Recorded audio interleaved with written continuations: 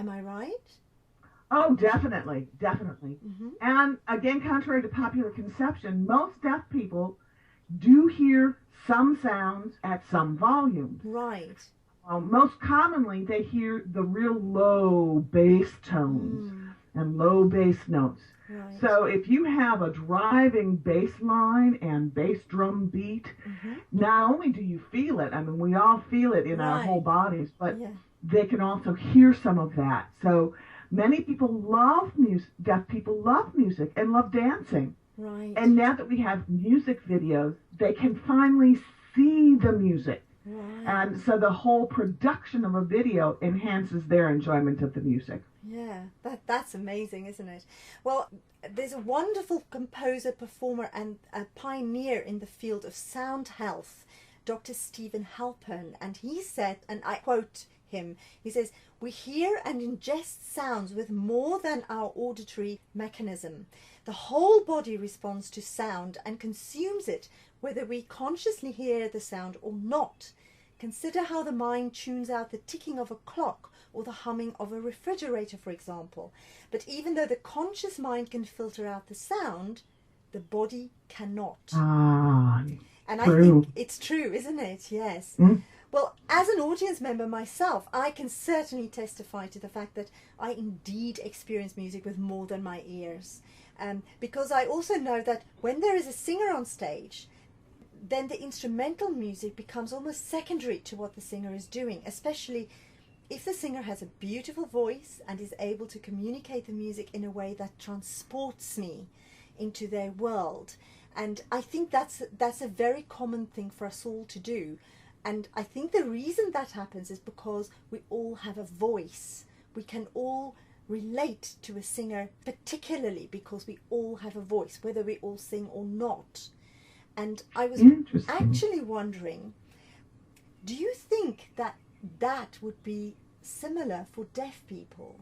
If they see a singer singing, because Hmm. because I think they use their voice as well a little bit, don't they, when they sign? Some do, some choose not to. I Right. mean, it's not that they don't have a voice, but it's almost impossible to learn to articulate a spoken language if you cannot hear it and self monitor. Right. So even though they've had speech therapy for many years in school, Yeah. they may be very self conscious about using the voice, where the voice to us is thrilling and it's so much Yeah. a part of them.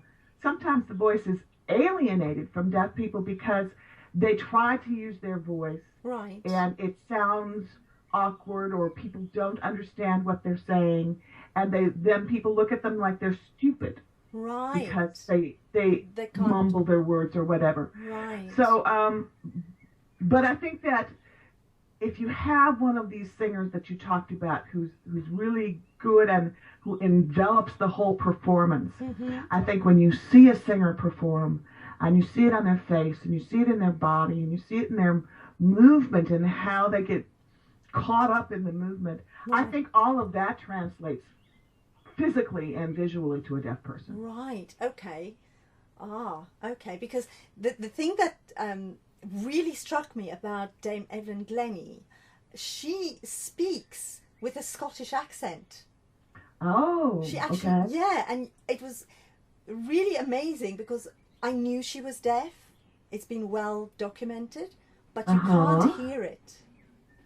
You cannot hear Interesting. it when she speaks, Right. which I thought Well, was if you were fascinating. born with regular hearing, Mm. then you learn Ah, how to speak and you have the self monitoring system in place. Then, right. if later in your life you lose your hearing by an accident or medication or an illness or something, you Yes. still remember how to articulate those Right. words. Yes. So, in that case, she would have learned a Scottish brogue. Yes. It was Uh fascinating to me. huh. Yeah. But children who are born deaf or lose their hearing, within the first year or so, Right. they never learn how to articulate the words, Yes. and so then it's much harder. It's sort of like if you said, "I want to learn Japanese," and we put you in a soundproof booth, Right. and then we had the Japanese instructor outside of the booth Yes. talking to you, but you couldn't hear anything, and you were trying to reproduce what they were saying. Yes. You It would wouldn't be learn a whole lot of difficult. Japanese No, that way. that'd be really hard. Yes. Oh, that it's fascinating though, because as I say, I mean, as hearing people, we have no concept of what it might be like for people who cannot hear. But just to come back to our singer and the fact that, you know, when a singer sings, we all really kind of respond to the singer, even though there are other instruments on stage. As I said, I think it's because we can speak, we all have a voice, and it sort of envelops us, that beautiful sound, especially if it's a singer who has a beautiful voice and really understands how to communicate with us. I don't believe I'm alone in this experience, right? I think we may be talking about a certain singer that we both have experienced. I don't say listened to. Yes. I mean experienced. And when you have that kind of a voice, it adds a dimension to music. I mean, I like listening to instrumental music, Yes. but there's a certain soul that gets added to it when you put the human voice in, when the voice is of that caliber. Yes. And that's one of the things that has frustrated me in trying to convey music to people who are deaf. Right. Over the years, I've tried to interpret my favorite songs, you know, Right. and I can interpret the lyrics. Mm-hmm. I can interpret the mood. I can show the rhythms of the piece. But that whole pure sound that envelops you and overwhelms you, I don't know how to visualize that for deaf people. You know how a singer will bend a note or sing a riff up or do runs up and down the scale or do something. Right. It's not words. It's pure music, and it just feels so good. And for example, the Hallelujah chorus. Right. I mean, when you hear that well performed, I get chills. I feel it throughout my whole body. I weep. It is Yes. just so beautiful. But if you can imagine taking away the music and the voice and just going, hallelujah, hallelujah, hallelujah, hallelujah, hallelujah, hallelujah. It is about the most boring song ever to put in sign language. Oh, So my Lord, yes. there is that special quality of music that I don't know how we could convey visually. Right, that's sort of lost in translation, you mean? Kind Yes, of thing. unfortunately.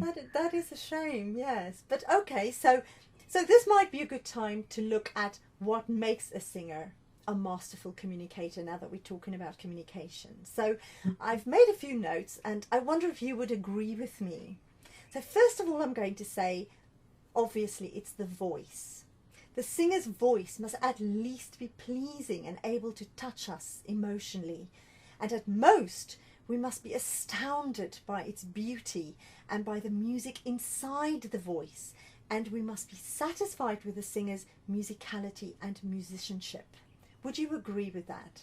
Do you think that I would never disagree with the beautiful singer that you are. But yes, I think that we can enjoy different singers with different sounding voices, doing different genres. Right. But for me, when I hear that pure voice, that instrument, you know, some people sing, other people have an instrument. Right. If you know what I mean. I do. And when I hear that, yes, that communicates to me on a visceral level that I think is aligning with the vibrations of my body or something. I feel it as well as hear it. Right. I think you're right. I think that's what happens for people when they hear a voice that particularly resonates with them. Because, of course, it will be different possibly for different people. Okay, so to go back to the communication thing, so the songs, I think we must be able to relate to or to be inspired by the lyrics and find the rhythms and the melodies pleasing or thrilling in order to get what the singer is communicating to us. With all due respect to you as a wonderful opera singer, that's one of my problems with opera. Okay. They sing with such passion, and I know that there's something really important in the lyrics, but I don't know what they're singing. Okay. And I get frustrated with that. I know that the passion is there, but I don't know why, you know? So I wish you could do more singing in English so that I could have the lyrics accessible. Well, well, we've got the National English Opera here. They sing only in English. They translate everything. And sometimes if you go to the opera houses, depends on which opera house, but most of them now have like a little screen at the back of the seat in front of you that has the lyrics translated. They do for deaf people who can't understand the words of movies. Yes, I suppose, yeah. Right, okay, so, and then we have the performance. Of course, we want to feel connected to the singer, to be entertained, and to do that wonderful thing, to lose time, to feel as though the singer cares enough about us that he or she wants to share their performance with us, and that they're excited about it and feel energized by it. Because so often we see singers and we experience singers who, yes, they don't do this. And so, you know, I don't know about you, but I kind of tend to sit there thinking, okay, this is not communicating anything to me other than the fact that you are repeating possibly a song that's already been done 1,000 gazillion million times.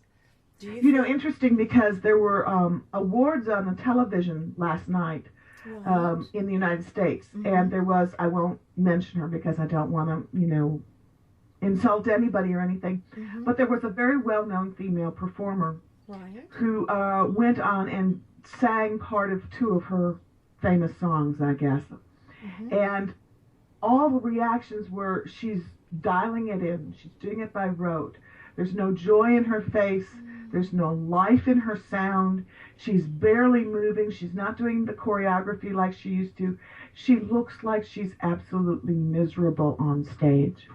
And so, you know, I mean, that was just an example of what happens when the singer is not 1,000% invested in the whole performance. Yes, that's such a shame, isn't it?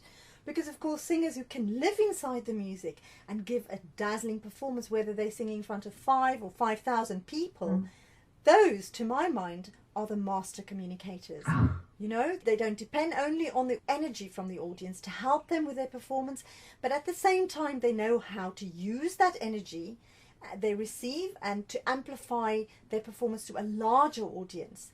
And they also know how to give back the energy they receive from an audience. To me, that feels like communication, you know, and it's a shame that, you know, this lady that you talked about, I mean, I don't know who it was, but it's a shame that she feels that she couldn't communicate with her fantastic audience, because to me, as a singer myself, that's kind of what you strive for, isn't it? That's you want to communicate, because otherwise you may as well stand in a studio and just, well, even in a studio you still communicate.